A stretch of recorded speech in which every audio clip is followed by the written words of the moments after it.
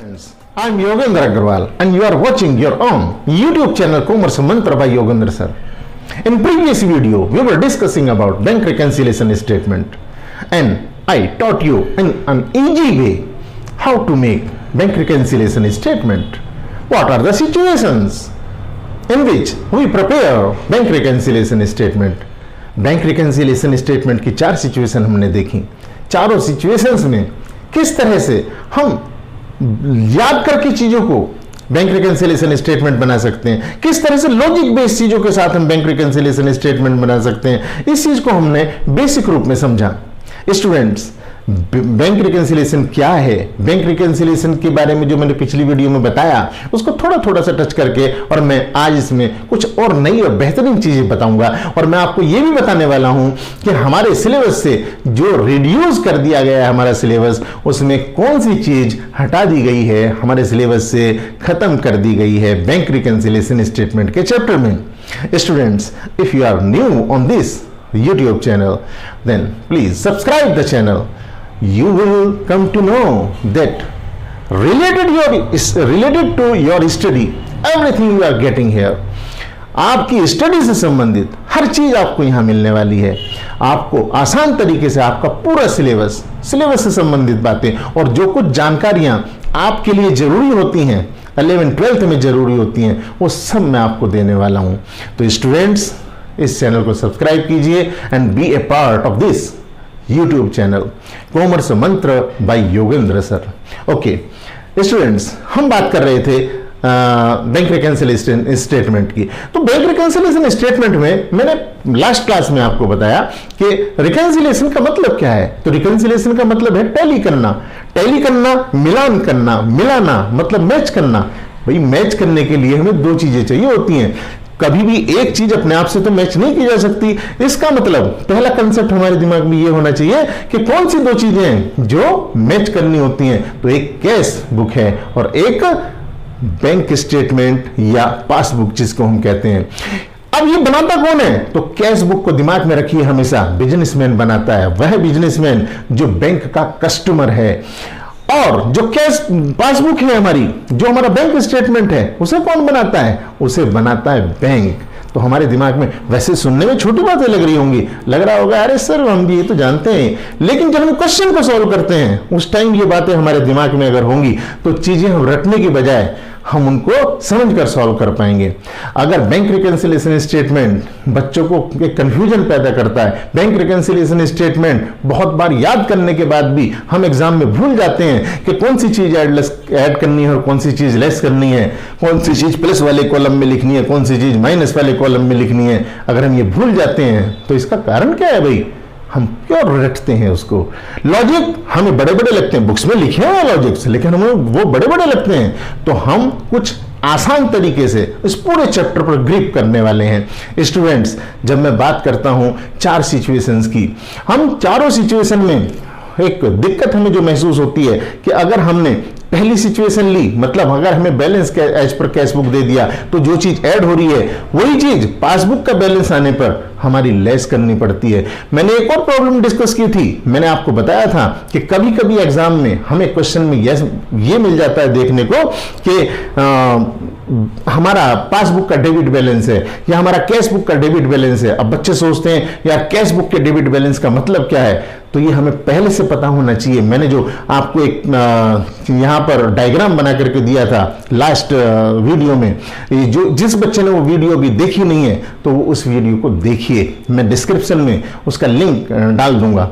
आप उस वीडियो को भी देखिए और इस वीडियो को फिर उसके साथ अटैच कीजिए। कोई चीज, कोई परेशानी आपको दिखाई देगी नहीं। बैंक रिकन्सिलिएशन स्टेटमेंट जिसे लोग डिफिकल्ट मानते होंगे, आपके लिए वो डिफिकल्ट नहीं होगा। स्टूडेंट्स, हमारे जो 4 सिचुएशन है मैं उनकी बात करता हूं। उससे पहले हमारी 2 तरह से हम इसे क्वेश्चन को डेवलप कर सकते हैं। कैसे?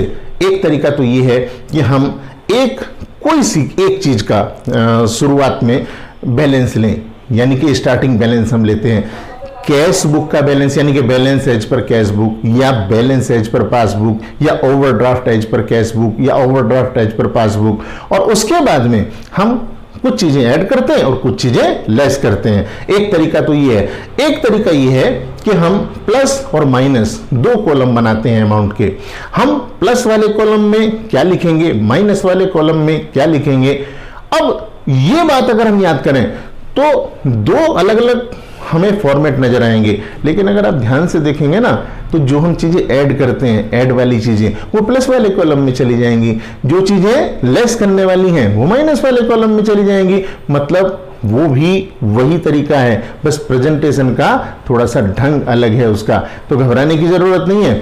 जब आप टेक्निकली उस चीज को देखेंगे तो आपको पता चलेगा दोनों एक ही चीज है, बस प्रेजेंट करने का तरीका हमारा अलग हो गया। स्टूडेंट्स, हम जो कुछ सोच रहे होते हैं अपना पैसा बैंक में जमा होने पर, हम ओवरड्राफ्ट यानी कि हम पर अगर कर्जा होगा तो हमें उसके विपरीत ही सोचना पड़ेगा।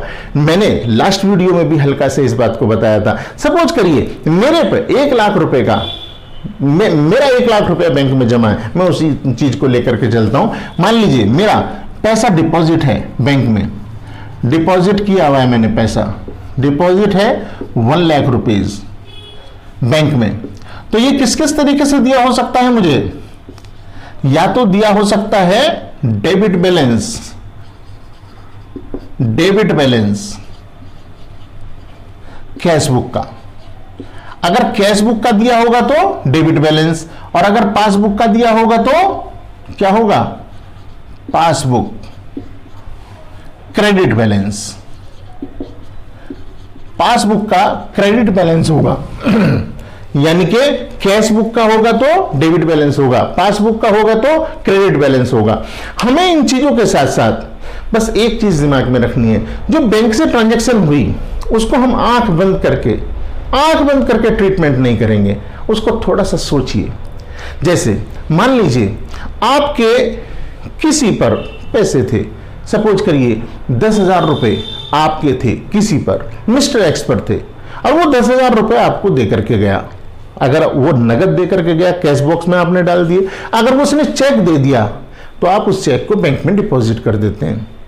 लेकिन एक तरीका और है कि वही व्यक्ति मिस्टर एक्स इस पैसे को आपके अकाउंट में डायरेक्ट डिपॉजिट कर दे।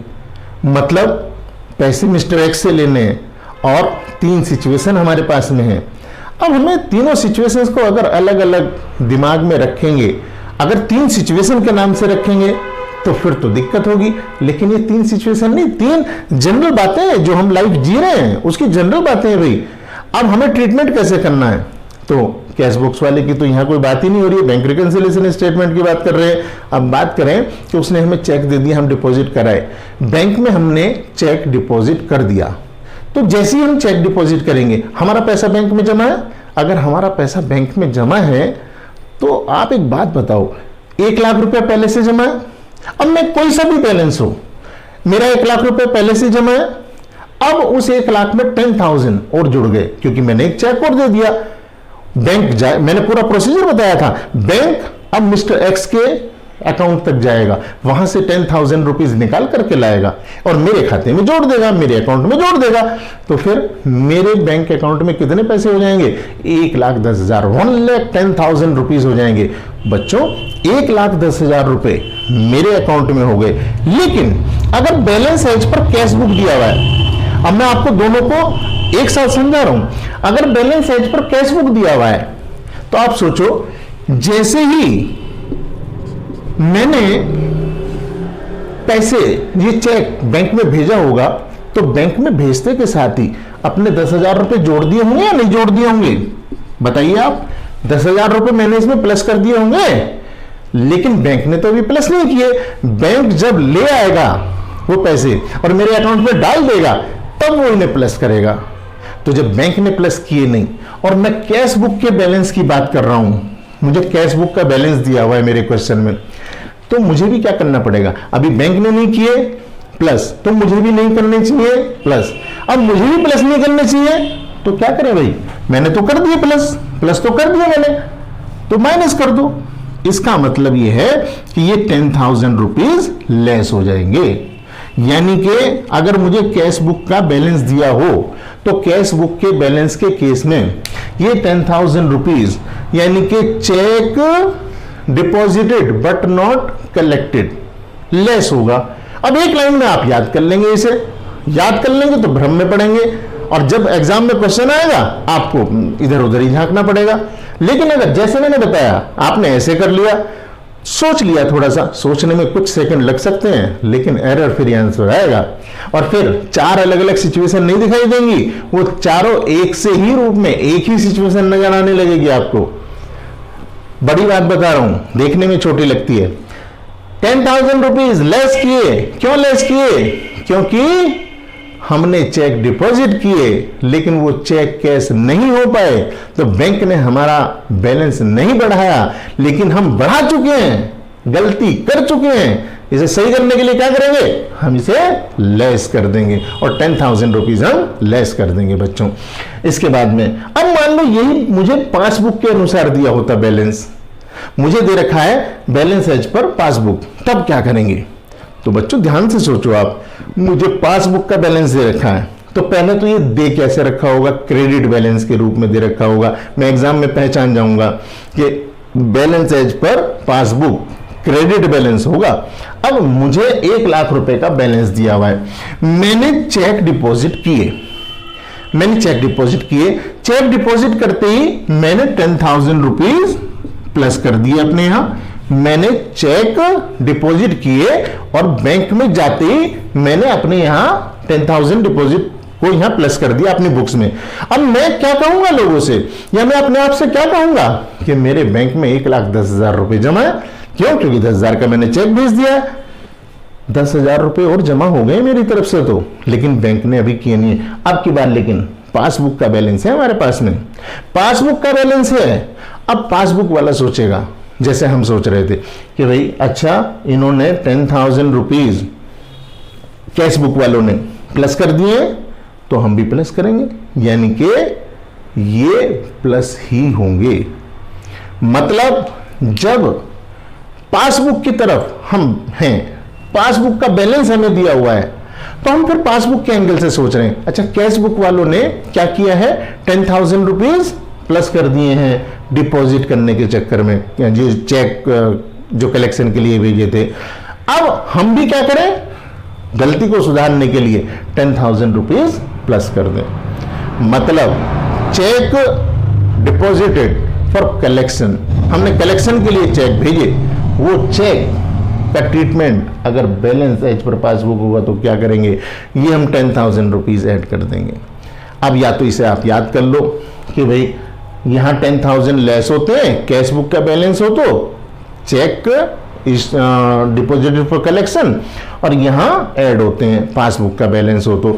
या मैं पूरी तरह से जो आपको समझा रहा हूं, मेरी ये बात जो मैंने अभी अभी बताई है, इसे 2-3 बार करके सुनना, रिवाइंड कर करके सुनना, आपको पता चल जाएगा कि मैं क्या कह रहा हूं, क्योंकि एक बार में ये शायद पकड़ में नहीं आएगी बात में क्या मैंने कहा क्या है। ये डेबिट बैलेंस है, यानी कि कैश बुक का बैलेंस हमें दिया हुआ है। कैश बुक का बैलेंस दिया हुआ है तो हमने जैसे ही 10,000 रुपए का चेक जमा किया तो अपना ऐड कर लिया, लेकिन बैंक ने वो किया नहीं, तो हम क्या कह रहे हैं? भाई हमसे गलती हो गई, हमने यहां उसे लेस कर लिया। अब यही काम पासबुक के अनुसार जब होने पर, पासबुक के बैंक वाले क्या कह रहे हैं? अच्छा सर आपने कैशबुक वाले हमारे कस्टमर उन्होंने ये पैसा ऐड कर लिया, चलो तो हम भी ऐड कर लेते हैं, गलती सुधार लेते हैं, ठीक है। तो इसका मतलब यहां यही चीज लेस हो रही है और यही चीज ऐड हो रही है, ठीक है। क्यों हो रही है मैंने इसका लॉजिक आपको बताया है, और लॉजिक रटा हुआ नहीं, जो बुक्स में ऐसा लिखा हुआ है वो नहीं बता रहा हूं, मैं देसी तरीके से बता रहा हूं। और मैंने एक ट्रांजैक्शन में इसमें कई मिनट लगा दिए हैं। क्यों लगाए हैं? क्योंकि मैं इस एक ट्रांजैक्शन के जरिए आपको बाकी सब चीजें सिखा देना चाहता हूं। अब आप कोई भी ट्रांजैक्शन उठा लीजिए, अलग अलग रटने की जरूरत नहीं पड़ेगी। जैसे मान लो आपके बैंक ने आपको इंटरेस्ट पे किया, तो बैंक इंटरेस्ट पे करेगा तो क्या करेगा? हमारे अकाउंट में जमा कर देगा ना। जैसे ही बैंक ने हमारे अकाउंट में पैसे जमा किए, पैसे जमा कर दिए, यानी कि हमारा बैलेंस बढ़ गया, अप हो गया। 1 लाख रुपया था हमारा बैलेंस, और 1 लाख रुपए में अब वो सपोज करिए 2,000 रुपए हमें मिले, 2,000 rupees we got, as interest, हमें इंटरेस्ट के रूप में 2000 रुपीज मिले, तो बैंक क्या कहेगा 1 लाख रुपीज प्लस 2000 रुपीज आपके हुए हैं जी 1,02,000 रुपए। हम क्या करेंगे अब, जनरल सोचो भाई, रटने की जरूरत नहीं है, जनरल सोचो। हम 1 लाख रुपए पहले से जमा है, बैंक ने हमारे बढ़ा करके 1,02,000 कर दिए हैं, तो हम भी प्लस कर लें, यानी कि interest given by your allowed by bank क्या हो जाएगा ऐड, क्योंकि हमने उसे कैश बुक में रिकॉर्ड नहीं किया। लेकिन अगर यही वाला काम पासबुक के अनुसार हो तो रिवर्स एंट्री हो जाएगी जी। कैसे, हम क्या सोच रहे होंगे, हमारे सोचने का ढंग क्या होगा, हम कह रहे होंगे कि अच्छा पासबुक के एंगल से मैं बता रहा हूं कि पासबुक में हमारे 1 लाख रुपए 2,000 रुपए हमने इंटरेस्ट के और जमा कर दिए, इसमें कितने हो गए 1,02,000 रुपए हो गए। अच्छा कैश बुक वालों ने तो लिखा नहीं है जी ये, तो कैश बुक वालों ने नहीं लिखा, हमने लिख दिया, लेकिन 2,000 रुपीज हमने तो जमा कर दिए इनके खाते में, गलती कर दी, चलो जी हम भी वापस लेस कर देते हैं, तो वहां ये लेस हो जाएगा। अब सुनिए, ये जो 2 और सिचुएशंस हैं, आप ये मान करके चलना, ये जो 2 और सिचुएशंस हैं जिन्हें लोग रटते हैं, जो लोग रटते हैं उनके लिए 4 सिचुएशन है, लेकिन आपके लिए अब ये 2 सिचुएशन के सहारे और इस एक एग्जांपल के सहारे वो 2 सिचुएशन भी याद समझ में आने वाली हैं आपके। कैसे, मैं बताता हूं। जैसे मान लीजिए आपका बैलेंस एज पर कैश बुक था, मतलब पैसे आपके बैंक में जमा थे। अब मैं कह रहा हूं आप पर 1 लाख रुपए का कर्जा है, ओवरड्राफ्ट है, this is the case of overdraft. तब कैसे करेंगे आप, तो स्टूडेंट्स ओवरड्राफ्ट के केस में सोचने का तरीका विपरीत होने वाला है। मेरा मान लीजिए 1 लाख रुपया बैंक पे मेरे पे कर्जा है, बैंक का कर्जा है मेरे पे, यानी कि ओवरड्राफ्ट। अगर मैं ओवरड्राफ्ट की बात करूं तो मेरे पे 2,000 रुपए का, ये 1 लाख रुपए का ओवरड्राफ्ट है, 1 लाख रुपए का ओवरड्राफ्ट मतलब मेरे पे कर्जा। अब मुझे अगर ये कैश बुक के अनुसार दिया होगा, या तो एज पर कैश बुक या एज पर पासबुक दिया होगा ओवरड्राफ्ट, यही तो होगा, 2 ही सिचुएशन यहां पर होंगी। लेकिन अब मैं वहीं से सोचता हूं, आपको दिखाता हूं कि ये कोई नई चीज नहीं है, ये 4 सिचुएशन नहीं है, कैसे 2 है वो दिखाता हूं। कैश बुक 1 लाख रुपीज आपका ओवरड्राफ्ट है, 1 लाख रुपए कर्जा है। मैं इसी एग्जाम्पल को कैरी करता हूं, 10,000 रुपीज का आपने क्या किया, बैंक में 10,000 रुपीज का आपने चेक इशू कर, चेक डिपॉजिट किया, चेक डिपॉजिट किया, इसी एग्जांपल को सेम कैरी कर रहा हूं मैं। 10,000 रुपीज का चेक डिपॉजिट कर दिया, कलेक्ट कर लो भैया हमारे नाम से। अब मिस्टर एक्स से मिला हुआ चेक जैसे ही आप डिपॉजिट करोगे, आप क्या सोच रहे होगे, अरे भैया 1 लाख रुपए, 1 लाख रुपए हम पे कर्जा था, 10,000 तो चलो हमने दे दिया, वो वहां से ले आएंगे, मतलब हम पे कर्जा कम हो गया, ओवरड्राफ्ट हम पे कम हो गया। तो इस तरीके से 10,000 रुपीज हम तुरंत ही अपने यहां माइनस कर लेंगे, तुरंत ही 10,000 माइनस कर लेंगे। जैसे ही बैंक में कलेक्शन के लिए चेक को भेजेंगे 10,000 रुपीज माइनस कर लेंगे, लेकिन बैंक तो माइनस नहीं करेगा। रीजन, वो तो कहेगा अभी भी आप पर 1 लाख रुपए का ही कर्जा है जी। क्यों कर्जा है, क्योंकि अभी तक आपका 10,000 रुपीज का चेक कलेक्ट नहीं हुआ है, कैश नहीं हुआ है, इट विल टेक टाइम, हमें तो बुक्स बनानी है। तो वही क्या करें, हम इस गलती को कैसे सुधारें, हमने तो माइनस कर लिया, उन्होंने किया नहीं है, पासबुक वालों ने यानी कि बैंक ने नहीं किया, तो हम भी इस गलती को सुधारने के लिए क्या करें, इसे वापस से ऐड कर दें। इसका मतलब ये ऐड का आइटम है, ये ऐड हो जाएगा, 10,000 रुपीज हम ऐड कर देंगे। तो मैंने आपको बताया कि क्यों ऐड होगा, क्यों लेस होगा, सोचने का ही तो फर्क है, यही वाला तो सब कुछ है। अब आपको एज पर कैश बुक दे दो, एज पर पासबुक दे दो, बैलेंस आपको ओवरड्राफ्ट दे दो, आपको पैसे जमा दे दो आपके बैंक में, किसी भी तरीके से दे दो, आपको दिक्कत नहीं होगी। मैं एक और मान लीजिए कहता हूं, मैं उसी इंटरेस्ट को ही कहता हूं, सपोज करिए 2,000 रुपीज इंटरेस्ट आपको दिया हुआ है और केस ओवरड्राफ्ट का है, तो इस बार आप सोचिए आपको इंटरेस्ट मिलेगा या चार्ज होगा आप पर, कर्जा है भैया आप पर पहले से, इसका मतलब बैंक 2,000 रुपीज आपके कर्जे में जोड़ लेगा।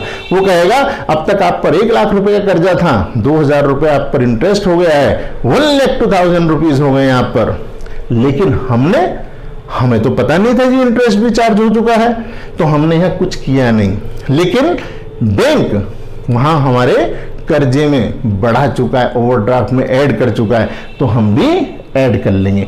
इसका मतलब ये इंटरेस्ट हमारा ऐड हो जाएगा। मेरी बात समझ रहे? लेकिन कब? जब ये कैश बुक का बैलेंस होगा। अगर यही पासबुक का बैलेंस हो, हमें ओवरड्राफ्ट एज पर पासबुक दे दें, तो बच्चों ये भी उतना ही आसान है। अगर ओवरड्राफ्ट एज पर पासबुक दे देंगे तो भी हम कैसे सोचेंगे? सोचने का बिल्कुल सेम तरीका होगा। पासबुक वाले कहते हैं 1 लाख रुपए का कर्जा हम पर है, 1 लाख रुपए का कर्जा है, यानी कि कस्टमर पर 1 लाख रुपए का कर्जा है, 2,000 रुपए उन्होंने ऐड कर दिए, इंटरेस्ट के ओर हो गए, लेकिन हमने ऐड नहीं किए इस बार। तो वो क्या करेंगे? हमसे गलती हो गई, चलो जी वापस लेस कर देते हैं, यानी कि वो 2,000 रुपीज जो उन्होंने तुरंत ऐड किए थे इंटरेस्ट के, वो क्या करेंगे? वो इसे लेस कर देंगे, 2,000 रुपीज ये लेस कर देंगे, यानी कि लेस का आइटम हो गया। मेरी बात आई थिंक आपके समझ में आ गई है। इस वीडियो को थोड़ी सी टेक्निकल है। रीजन उसका क्या है? 2 रीजन है। एक तो मैंने 2-3 ट्रांजैक्शन के सहारे आपको पूरा चैप्टर आपके दिमाग में डालने की कोशिश की है ना, 2-3 ट्रांजैक्शंस में।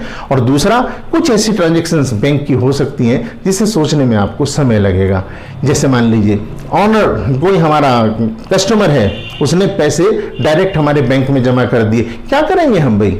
अब अगर आप थोड़ा सा कूल माइंड से सोचेंगे तो आपको पता चलेगा कि भैया पैसे जमा कर दिए ना बैंक में, यानी कि सपोज करिए 20,000 रुपए को जमा करके चला गया हमारे उसमें अकाउंट में। अब कोई सा केस ले लो, जो भी आपका मन करे, चलो मैं इसी के आधार पर आपको बताता हूं, फिर आप अपने हिसाब से इसे बदल लेंगे। मान लीजिए 20,000 रुपए किसी ने जमा कर दिए, तो आप सोचो भाई 20,000 रुपए जमा किए हैं, तो जैसे ही जमा किए तो हमारा बैंक बैलेंस तो बढ़ गया होगा, पर हमें पता नहीं है। अब अगर बैलेंस एज पर कैश बुक है, हमें पता नहीं है, और पासबुक में वो बढ़ा दिए गए हैं 20,000 रुपए, हमारा 1,20,000 रुपए हो चुका है वहां पर, तो हम भी क्या करेंगे? वो 20,000 ऐड कर लेंगे। अब इसको रटलर कोई रटना चाहता है तो वो ऐसे रट लेगा कि direct amount deposited in bank will be added in case of cash book, will be deducted in case of balance as per passbook, और फिर वहां जाएगा तो ओवरड्राफ्ट। लेकिन हमें अब कुछ रटने की जरूरत नहीं है, क्योंकि हम तो सोचेंगे अरे अच्छा हमारे 1 लाख रुपया था कर्जा हम पर, 20,000 रुपए कोई जमा कर गया, इसका मतलब अब बैंक का कर्जा हम पर 80,000 रुपए रह गया है, 80,000 रह गया है। अब मान लो कैश बुक का ही बैलेंस दिया हुआ है, हमें कैश बुक का बैलेंस दिया हुआ है, तो हम पासबुक वाले ने हमारा कर्जा कम कर लिया, यानी कि लेस कर दिया, डिडक्ट कर दिया, तो हम भी डिडक्ट कर देंगे। मतलब यह है कि आपको सोचने में टेंशन ही नहीं है जी, बिल्कुल कोई टेंशन नहीं है। मेरे तरीके से आप कोई सी भी एंट्री, चाहे बैंक चार्जेस की हो, डिसऑनर की, कोई सी भी एंट्री आपको टेंशन नहीं करेगी। हाँ, चूंकि YouTube की एक बाध्यता है कि हम बहुत लंबी यहाँ वीडियो बना करके आपको पूरा और बाकी ट्रांजैक्शंस नहीं समझा सकते हैं। मैं कोशिश करूँगा अगर और एक वीडियो इस पर बना पाया। अगर आपको वीडियो इस पर चाहिए और तो मुझे कमेंट सेक्शन में जरूर बताइए। आपको किसी पर्टिकुलर टॉपिक पर वीडियो चाहिए तो मुझे कमेंट सेक्शन में जरूर बताइए, I will definitely give you. मैं आपको उसी आसान तरीके से इसको समझाऊंगा। स्टूडेंट्स, हमारा एक एडजस्टेड कैश बुक का एक पोर्शन होता है, एडजस्टेड कैश बुक, वो हमारे सिलेबस से अब हटा दिया गया है। जो बैंक रिकंसिलिएशन स्टेटमेंट है, बैंक रिकंसिलिएशन स्टेटमेंट बनाते हुए वो पोर्शन अब हट चुका है, उसके क्वेश्चंस आपके सिलेबस में अब नहीं है, वो नहीं आएंगे। Okay students, if you are not a part of this Commerce Mantra family, then please subscribe the channel and be a part of this Commerce Mantra family. Commerce Mantra by Yogendra sir. Thank you very much.